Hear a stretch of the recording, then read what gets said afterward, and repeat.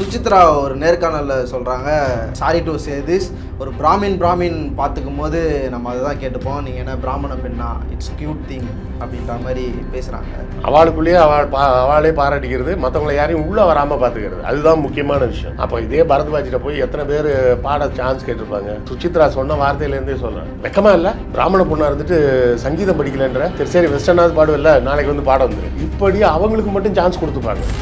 சிவாஜியும் எம்ஜிஆரும் அவ்வளோ ஃபேமஸாக இருக்கும்போது எப்படியாவது அவங்கள காலி பண்ணணும்னு சொல்லி தான் ஜெமினி கணேசன் உள்ளே கொண்டு வந்தாங்க. அவருக்கு பேரே ஏன் ஜெமினி கணேசன்னா, ஜெமினி ஸ்டூடியோவில் கிளார்க் வேலை பார்த்துட்டு இருந்தார். அதுவும் இல்லாமல் அவரோட பின்னணி வந்து இசை வேளாளர் பின்னணி. இன்னும் சொல்லப்போனால், இன்னும் தெளிவாக சொல்கிறதா இருந்தால், டாக்டர் முத்துலட்சுமி ரெட்டி இருக்காங்கல்ல, அவங்க வந்து இவருக்கு அத்தை முறை. அவர் பாதி தான் மீதி பாதி வந்து இசை வேளாளர். இருந்தாலும் அவரை வந்து எப்படியாவது ப்ரொமோட் பண்ணி கொண்டு போயிடணும் அப்படின்னு சொல்லி எம்ஜிஆர் சிவாஜிக்கு ஈக்குவலாக கொண்டு வரணும்னு எவ்வளவோ ட்ரை பண்ணாங்க. வஞ்சிக்கோட்டை, வாலிபன், அது இதுலாம் எடுத்து பார்த்தாங்க.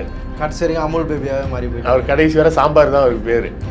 உண்மையிலே அவருக்கு ஒரு நிக்நேம் உண்டுங்க, சாம்பார்னு தான் அப்போ சொல்லுவாங்க. அதுக்கப்புறம் முக்கியமானது என்னென்னா, அவளால் செய்ய முடியாத ஒரு விஷயம் உழைப்பு. அப்படி உட்கார்ந்து அந்த அலெக்ஸ் இந்த ஒண்டர்லேண்ட்னு சொல்லிட்டு நினைக்கிறேன், 2 மணி நேரமாக இன்னொன்று ப்ரோக்ராம் MS விஸ்வநாதனுக்கு அங்கே ஆரம்பித்தா அனிருத் வர லேட்டஸ்டாக உள்ளது வந்து போட்டு பின்னி பெடல் எடுத்துருப்பாங்களா. அதுக்கு பின்னாடி இருக்க அந்த உழைப்பு. இவங்கெல்லாம் எப்படின்னா, உழைக்காமலேயே நெய் சோறு சாப்பிட்ணும் அப்படின்ற குரூப்பு. அது முடியலன்றப்போ உள்ளே ஒருத்தனை அடிச்சுக்கிட்டு நாடுறது. அறம் நாடு பார்வையாளர்களுக்கு வணக்கம். இன்று நம்முடைய நிதிருக்கும் சிறப்பு விருந்தினர், அரசியல் விமர்சகர், வரலாற்று ஆய்வாளர் கிருஷ்ணவேல் அவர்கள். வணக்கம் சார். வணக்கம். நம்ம சுசித்ரா அவர்கள் பல நேர்காணல்கள் பேசிகிட்டு இருக்காங்க. அது மிகப்பெரிய விவாதங்களாக போயிட்டுருக்கு. அதை பற்றி இல்லாமல் அவங்கள பற்றி அவங்க பேசுகிறாங்களே, அதை பற்றி நம்ம டிஸ்கஸ் பண்ணலாம்னு சொல்லிட்டு தான். இதில் வந்து சுசித்ரா ஒரு நேர்காணலில் சொல்கிறாங்க, என்னை வந்து பரத்வாஜ் பார்த்தப்போ நான் வந்து சாரி டு சே திஸ், ஒரு பிராமின் பார்த்துக்கும் போது நம்ம அதை தான் கேட்டுப்போம், நீங்கள் என்ன பிராமண பெண்ணா, இட்ஸ் கியூட் திங் அப்படின்ற மாதிரி பேசுகிறாங்க. சினிமாவில் இந்த ப்ரிவிலேஜ் இருக்குல்ல, இந்த சிண்டிகேட் எப்படி இயங்குது, அந்த பிராமின் எப்படி ஒத்து போகிறாங்க. இன்னொரு நேர்காணலும் இருக்குது, இந்த பிரவீன் காந்தி அப்படின்ற இயக்குனர் பேசுகிறாரு, முன்னாடிலாம் சினிமாவில் வந்து முதுவை தொட்டு பார்ப்பாங்க, இப்போ அது மாதிரி சினிமாவில் இருக்கா அப்படின்ற கேள்வியும் எழுப்பியிருந்தார். ஓவரால் இதை எப்படி பார்க்குறீங்க? சினிமாவில் பிராமின் அந்த லாபி எப்படி இயங்குது? சினிமாலன்னு இல்லைங்க, இந்தியாவில் இருக்கக்கூடிய எல்லா துறையிலையும் அந்த பார்ப்பனியம் வந்து ஒரு தனி லாபி எப்போதுமே செஞ்சிட்ருப்பாங்க. நீங்கள் ஆரம்ப கட்டத்தில் உள்ள பிளாக் அண்ட் ஒயிட் படங்கள்லாம் பார்த்தீங்கன்னு வச்சிங்களேன், ஒரு போலீஸ் இன்ஸ்பெக்டர் வருவார், இன்ஸ்பெக்டர் ராகவச்சாரி அப்படின்பார். அப்புறம் பார்த்திங்கன்னா டாக்டர் ராமானுஜன், ஹார்ட் ஸ்பெஷலிஸ்ட். அவங்கெல்லாம் பார்த்திங்கன்னா அப்போல்லாம் டாக்டர்லாம் ரொம்ப நல்லவங்க, தெய்வத்துக்கு சமம். இன்ஸ்பெக்டர்னால் கடமை தவறாத இன்ஸ்பெக்டராக இருப்பார். அப்படி இப்படின்லாம் படம் எடுப்பாங்க. அப்புறம் இப்போ உள்ள காலகட்டங்கள்லாம் பாருங்கள், ஒரு சமூக அக்கறையும் சமூக பொறுப்பும் இல்லாமல் கன்றாவியாக படம் எடுக்கிறது. அதாவது வக்கீல்னா ஃப்ராடு, டாக்டர்னா காசு பிடுங்குறவங்க, போலீஸ்னால் லஞ்சம் வாங்குறோம். அதாவது அதெல்லாம் நடக்கலையா அப்படின்னு கேட்டால் நான் கேட்குறேன், இதெல்லாம் வந்து பார்ப்பனர்கள் மட்டுமே காவல்துறையில் அதிகாரியாக இருக்கும்போதெல்லாம் நடக்கலையா? பார்ப்பனர்கள் மட்டுமே மருத்துவராக இருந்தப்பெல்லாம் நடக்கலையா? அப்போது அவங்க மட்டுமே இருக்கும்போது ராமானுஜனும் ராகவாச்சாரியும் வந்து போலீஸ்லேயும் டாக்டராகவும் இருக்கும்போது, திரைப்படங்களில் சித்தரிக்கும் போதே அவங்கள நல்லவங்க, டாக்டர்னால் நல்லவர், காவல்துறை அதிகாரினா நேர்மையானவர்னு காட்டுறது. காவல்துறை அதிகாரியாக ஒரு முருகனு, ஒரு முத்துப்பாண்டி, இவங்கெல்லாம் வரும்போது என்ன பண்ண வேண்டியது, டாக்டர்லாம் ஏமாற்றுவாங்க, பணத்தை கூட கொண்டு போய் வச்சு ட்ரீட்மெண்ட்டுன்னு சொல்லி காசு வாங்குவாங்க. பிராமின் பொண்ணா அப்படின்னு நேரடியாக கேட்குறாங்க. ஏன்னா அவங்களுக்கு அந்த பிரச்சனையே கிடையாது. என்னென்னா, அவங்க பேசும்போதே அவளோட பாஷை வந்துடும், அதை பார்த்தோடனே டக்குன்னு பிடிச்சிடுவாங்க. இப்போ பேசுகிறச்சியே கண்டுபிடிச்சிடும் இல்லை, இப்போ ஆமாம், பேசுகிறச்சியே கண்டுபிடிச்சிடலாம். இப்போ நான் வந்து சில பேர் பேசும்போது பார்த்தீங்கன்னா, எனக்கு வந்து இந்த குறிப்பிட்ட 2-3 ஸ்லாங்லாம் நான் ஈஸியாக கண்டுபிடிச்சிடுவேன். கன்னியாகுமரிக்காரங்க அப்படின்னா அவங்க ஒரு டிஃப்ரெண்ட்டான ஸ்டோனில் பேசுவாங்க. கன்னியாகுமரி பக்கத்தில் நாகர்கோயிலில் இருக்கவங்க அவங்க இன்னும் கொஞ்சம் வேறு மாதிரி ஸ்லாங் இருக்கும். திருநெல்வேலியில் வேறு மாதிரி ஸ்லாங் இருக்கும். மதுரையில் வேறு மாதிரி ஒரு ஸ்லாங் இருக்கும். திருச்சியில் வேறு மாதிரி ஸ்லாங் இருக்கும். திருச்சி வர உள்ளவங்க அந்த ஊர்க்காரங்களான்னு என்னால் அவங்க பேசும்போது கண்டுபிடிக்க முடியும். ஊர்க்காரனையே என்னால் கண்டுபிடிக்க முடியும் அப்படின்னு சொன்னால், அவளுக்கு தனியாக ஒரு பாஷை வச்சுன்னு இருக்கா, அதை வச்சு கண்டுபிடிக்க முடியாதா? அது வந்து என்னென்னா, அந்த பொண்ணு ஏதோ பெருமையாக சொல்கிறதா நினச்சிக்கிட்டு போட்டு உடச்சிருச்சு. இது வந்து இன்னொரு விஷயம் என்னென்னா, சினிமாவில் சினிமா இண்டஸ்ட்ரியில் வந்து பெரிய பணம். அந்த சினிமா இண்டஸ்ட்ரியில் மிகப்பெரிய சக்ஸஸ்ஃபுல் பர்சனாக இருந்த பிராமணர்னு சொல்கிறதா இருந்தால் எஸ்எஸ் வாசன் தான். திரைப்பட தயாரிப்பு சொன்னால் நம்ப மாட்டீங்க, மவுண்ட் ரோட்டில் இந்த இது இருக்குது பார்த்தீங்களா, ஒரு ஹெச்டிஎஃப்சி பேங்க் ஒன்று இருக்கும். இப்போ அந்த இடத்துல தான் வந்து ஆனந்த விகடனோட ஆஃபீஸு. அங்கே இருந்து மவுண்ட் ரோடோட 2 சைடும் ஜெமினி ஃப்ளைஓவர் வர இருக்கிற அத்தனை கட்டடமும் அவருக்கு தான் சொந்தம். அதாவது அண்ணா சாலையில் இப்போ அதுக்கு முன்னாடி அந்த இடத்துல தான் ஜெமினி ஸ்டூடியோன்னு அவர் ஸ்டூடியோ வச்சுருந்தார். அந்த ஜெமினி ஸ்டூடியோவில் ஆரம்பித்து ஆனந்த விகடன் அலுவலகம் இப்போவும் மவுண்ட் ரோட்டில் இருக்குது. அதுக்கு பேர் வந்து ஏதோ ஒரு ஸ்டாப் சொல்லுவாங்க, சிம்சன் ஸ்டாப்பில். அது பேர் ஏதோ ஒரு நல்ல பேர், டக்குன்னு ஞாபகம். டிவிஎஸ். அந்த டிவிஎஸ் இருக்கிற இடம் வர அண்ணா சாலையோட 2 பக்கமும் இருக்கக்கூடிய எல்லா கட்டடமும் அவங்களுக்கு தான் சொந்தமாக இருந்தது. ஒரே ஒரு கட்டடத்தை தவிர, அந்த 1000 விளக்கு மசூதியை தவிர. 1000 விளக்கு மசூதியும் அதுக்கு அடுத்தால அந்த சர்ச் பார் கான்வென்ட், இது 2 தவிர மீதி எல்லா பில்டிங்கும் அவருக்கு சொந்தமாக இருந்தது. அவ்வளோ காசு சம்பாதிச்சு அவர் ஒரு ஆள் தான் சக்ஸஸ்ஃபுல்லாக இருந்தார். மற்றபடி சினிமாவில் பெருசாக யாருமே அவங்க பார்ப்பனர்கள்லாம் ஜெயிக்கவே இல்லை. ஏன் பாலச்சந்தர் இல்லையா அப்படி இப்படிம்பாங்க. இது இவங்களா பிடிச்சி தள்ளுறது. சிவாஜியும் எம்ஜிஆரும் அவ்வளோ ஃபேமஸாக இருக்கும்போது எப்படியாவது அவங்கள காலி பண்ணணும்னு சொல்லி தான் ஜெமினி கணேசன் உள்ளே கொண்டு வந்தாங்க. அவருக்கு பேரே ஏன் ஜெமினி கணேசன்னா, ஜெமினி ஸ்டூடியோவில் கிளார்க் வேலை பார்த்துட்டு இருந்தவர். அதுவும் இல்லாமல் அவரோட பின்னணி வந்து இசை வேளாளர் பின்னணி. இன்னும் சொல்லப்போனால், இன்னும் தெளிவாக சொல்கிறதா இருந்தால், டாக்டர் முத்துலட்சுமி ரெட்டி இருக்காங்கல்ல, அவங்க வந்து இவருக்கு அத்தை முறை. டாக்டர் முத்துலட்சுமி ரெட்டிக்கு இவர் வந்து மருமகன். யார்? ஜெமினி கணேசன். அவர் பாதி தான் மீதி பாதி வந்து இசை வேளாளர். இருந்தாலும் அவரை வந்து எப்படியாவது ப்ரொமோட் பண்ணி கொண்டு போயிடணும் அப்படின்னு சொல்லி எம்ஜிஆர் சிவாஜிக்கு ஈக்குவலாக கொண்டு வரணும்னு எவ்வளவோ ட்ரை பண்ணாங்க. வஞ்சிக்கோட்டை, வாலிபன், அது இதுலாம் எடுத்து பார்த்தாங்க. கடைசி வரைக்கும் அமுல் பேபியாகவே மாறி போயிட்டு அவர் கடைசி வரை சாம்பார் தான் அவருக்கு பேர். அவர் உண்மையிலே அவருக்கு ஒரு நிக்நேம் உண்டுங்க, சாம்பார்னு தான் அப்போ சொல்லுவாங்க. அது வந்து சரி, அதுலலாம் நமக்கு வந்து உடன்பாடு இல்லைனாலும் அப்படி தான் அது இருக்குன்னு வைங்களேன். இப்போதும் பார்த்தீங்கன்னா எத்தனையோ முயற்சிகள்லாம் பண்ணிக்கிட்டே தான் இருக்கிறாங்க. இன்றைக்கி வரை அவங்களால அது உள்ளே வர முடியல. ஏன்னா திரைப்பட உலகுன்றது வந்து பார்த்திங்கன்னா ஹைலி டிமாண்டிங் இண்டஸ்ட்ரி. அது ஹைலி டிமாண்டிங் இண்டஸ்ட்ரி. அதாவது எப்படி நான் சொல்ல வரேன்னா, ஒரு 35 மார்க் வாங்கக்கூடிய பையன் வைங்களேன், அந்த பையனை வந்து நீங்கள் 60 மார்க் வாங்க வைக்கிறது ஈஸி. கொஞ்சம் ஒரு 2 மாதம் உட்காந்து டைட்டாக பிடிச்சோம்னா 35லேருந்து 60 கொண்டு வந்துடலாம். இன்னும் ஒரு 2 மாதம் டைட்டாக பிடிச்சிங்கன்னா 80க்கு கூட கொண்டு வந்துடலாம். ஆனால் 80லேருந்து 90க்கு கொண்டு போகிறது இருக்குல்ல, அது ரொம்ப கஷ்டம். 90லேருந்து 95 கொண்டு வரணும்னு வைங்களேன், அது உலகமாக கஷ்டம்.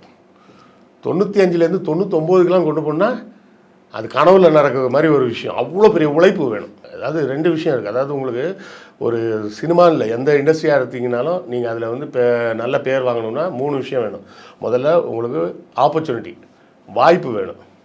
2வது திறமை, டேலண்ட் வேணும். 3வது டேலண்ட் நர்ச்சரிங், அந்த திறமையை மேலும் மேலும் வளர்த்துக்கிறது. அதுக்கப்புறம் முக்கியமானது என்னென்னா, அவளால் செய்ய முடியாத ஒரு விஷயம், உழைப்பு. உழைக்கணும்.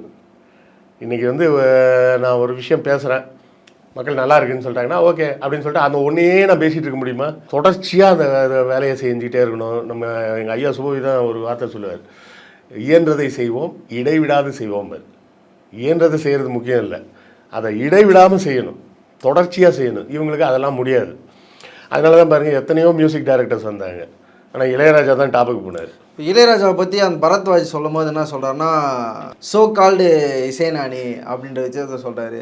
இப்போது சுசித்ரா பேசுகிறாங்க, பரத்வாஜ் பேசுகிறாங்க. இந்த நெட்வொர்க் எப்படி இயங்குது? அதான் அவளுக்குள்ளேயே அவளை பாராட்டிக்கிறது, அவளுக்குள்ளேயே அவளே பாராட்டிக்கிறது, மற்றவங்களை யாரையும் உள்ளே வராமல் பார்த்துக்கிறது. அதுதான் முக்கியமான விஷயம்.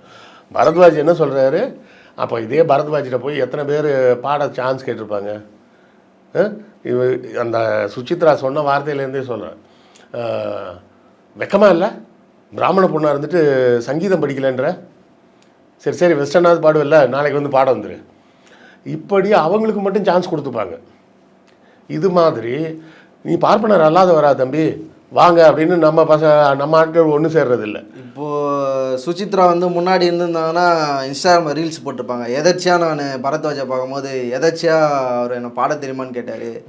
எதர்ச்சியாக நான் ஸ்டுடியோவுக்கு போயிட்டு யதார்த்தமாக பாட சொன்னார். ஸோ இது வந்து இவர்கள் தொடர்ந்து செய்யக்கூடியது. இப்போ இந்த சுசித்ரா இதுக்கு முன்னாடி இதுக்கு முன்னாடி இன்னொரு சர்ச்சை என்னென்னா, என் கணவர் வந்து அவர் ஓரின சேர்க்கையாளர் இருந்துட்டு போகிறார், உனக்கு என்ன, உனக்கு பிடிக்கல வந்துட்டல்ல. அவர் ஓரின சேர்க்கையாளராக இருந்தார்னா ஈரின சேர்க்கையாளராக இருந்தால் உனக்கு என்ன. ஆங்கிலத்தில் அது ஒன்று சொல்லுவாங்க, பைசெக்சுவல் அப்படிம்பாங்க. அவங்க வந்து 2 பாலினத்து கூடவும் செக்ஸ் வச்சுப்பாங்க அப்படின்ற மாதிரி பைசெக்சுவல். அது எப்படி வேணால் இருந்துட்டு போகிறான், அது அவனோட பர்சனல் லைஃபு. அதுக்குள்ளே நீ எதுக்கு தலையிடுற, உனக்கு பிடிக்கல வெளியே வந்துட்டேன், அதோட மூட்டை கிளம்ப வேண்டியது தானே. இப்போ இந்த கார்த்திக் குமார் குரூப்பே பார்த்தீங்கன்னா அதில் வந்து ஒரு 4-5 பார்ப்பனர்கள். அரவிந்த் எஸ்ஏ அப்படின்னு ஒரு பையன், அப்புறம் பேகின்னு ஒருத்தன், அப்புறம் இந்த கார்த்திக் குமார், இன்னொரு இது மாதிரி ஒரு 4-5 பேர் சேர்ந்துக்கிட்டு ஈவம் ஸ்டாண்டப் தமாஷா அப்படின்ற பேரில் ஒரு இதாக ஆரம்பித்தாங்க. அப்புறம் புட்சட்னின்னு வேறு இன்னொன்று ஆரம்பித்தாங்க. இவங்களுக்கு என்ன நினைப்புனா, நம்ம இந்த மாதிரி ஜோக்ஸ் எல்லாம் சொல்லி ஸ்டாண்டப் காமெடியில் நம்ம வந்து முன்னாடியே முதல்ல உள்ளே வந்துடுவோம், வந்து பெரிய ஆளாயிரணும் அப்படின்னு நினச்சி வந்தாங்க. ஒன்றும் வண்டி செல்ஃபி எடுக்கலை.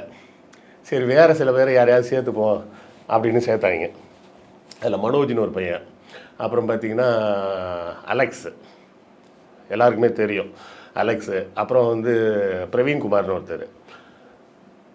இவங்க வந்து நாங்கள் பெருசாக போகிறோன்னு நினச்சி ஆரம்பித்தாங்க. கடைசியில் இவங்க 3 பேர் ரொம்ப பெருசாகி போயிட்டாங்க.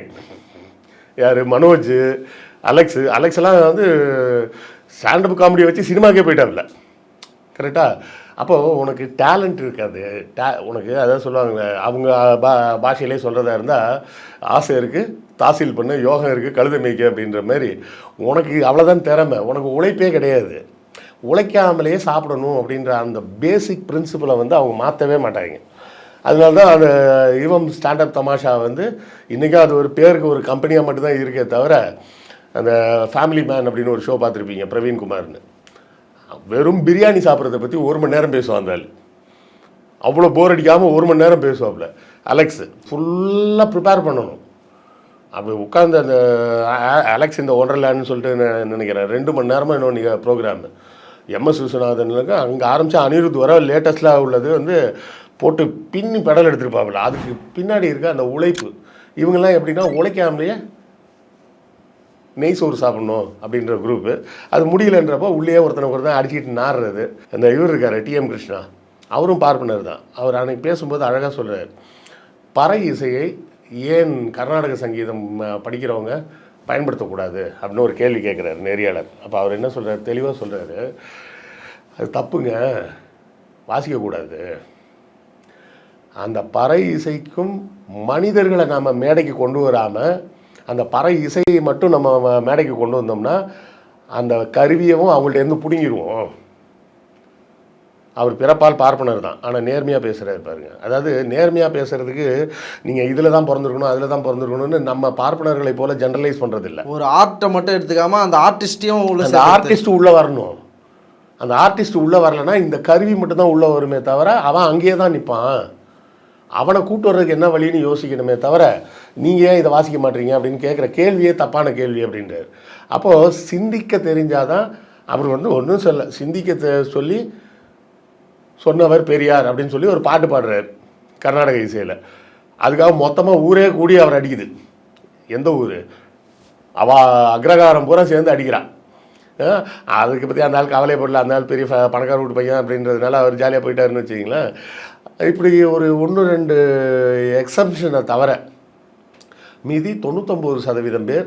ஏன்னா இன்னொருத்தர் கூட நம்ம இந்த இடத்துல கண்டிப்பாக குறிப்பிடணும், சின்ன குத்தூசின்னு ஒருத்தர், அவரும் பிறப்பால் பார்ப்பனர் தான்.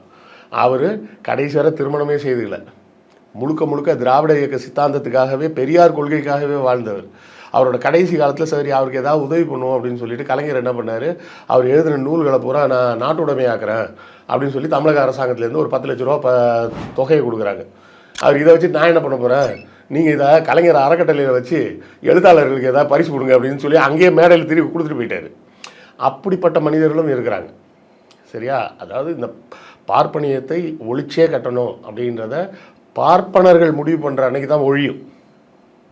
பார்ப்பனியம் எப்போ ஒழியும் அப்படின்னா, நீங்கள்லாம் கருப்பு சட்டை போட்டிருக்கீங்களா, ஒழிச்சிட்டிங்களா அப்படின்னா அது ஒழிக்க முடியாது. அது வந்து வைரஸ். சனாதனம் எப்படி ஒரு வைரஸோ அதே மாதிரி பார்ப்பனியம்ன்றது அதை சனாதனத்தை பெத்து போட்ட இன்னொரு வைரஸ் அது. ஸோ அந்த வைரஸ் தானாக திருந்தினா தான் உண்டே தவிர, நீங்கள் நல்லா யோசிச்சு பாருங்களேன். மற்ற எல்லாம் பேசும்போது பார்ப்பனியம்னு பேசுவாங்க. இதே ஒரு பெரிய பணக்கார வீட்டு பையன் வந்திருக்கிறான்னா வேறு சாதியாக இருந்தாலும் கல்யாணம் பண்ணிப்பாங்க கமுக்கமாக. அந்த சொத்து வருதுன்னா கல்யாணம் பண்ணிப்பாங்க.